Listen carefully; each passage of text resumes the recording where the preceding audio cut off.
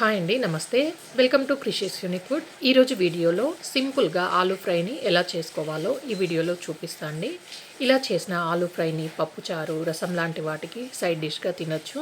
First time చూసే వాళ్ళైతే ఈ ఛానల్ని సబ్స్క్రైబ్ చేయండి. మరి లేట్ చేయకుండా ఈ సింపుల్ ఆలూ ఫ్రైని ఎలా చేయాలో చూద్దాం. ఆలూ ఫ్రై కోసం 3 పెద్ద ఆలుగడ్డలను తీసుకొని ఇలా చిన్న ముక్కలుగా కట్ చేసి ఉప్పు నీళ్ళల్లో వేసుకోవాలండి.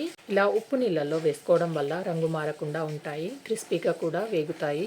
ఇప్పుడు వీటిని పక్కనుంచుకొని స్టవ్ మీద ఒక ప్యాన్ పెట్టి అందులోకి 2 టేబుల్ స్పూన్ ఆయిల్ వేసుకోవాలి.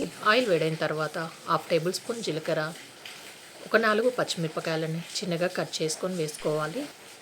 అలాగే ఒక రెమ్మ కరివేపాకు వేసి పచ్చిమిర్చి, కరివేపాకు వేగే వరకు వేయించుకోవాలి.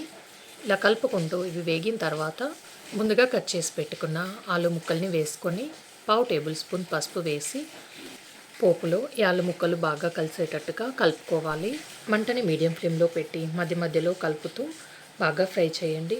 ఆలు ముక్కలు కొంచెం పైన కలర్ చేంజ్ అయ్యి క్రిస్పీగా వచ్చేంత వరకు ఫ్రై చేయాలి.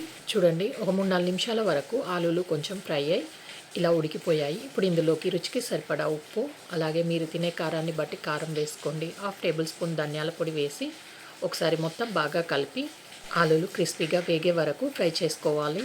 ఇందులో నేను పచ్చిమిర్చి వేసాను కాబట్టి కారం కొంచెం తక్కువగా వేసానండి.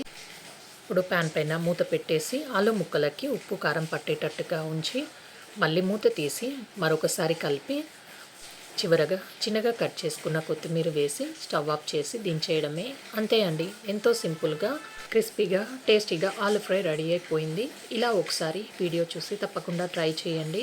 దీన్ని పప్పుచారు, రసం లాంటి వాటికి సైడ్ డిష్గా తినొచ్చు. అలాగే చారు లాంటి వాటికి కూడా సైడ్ డిష్గా తినొచ్చండి.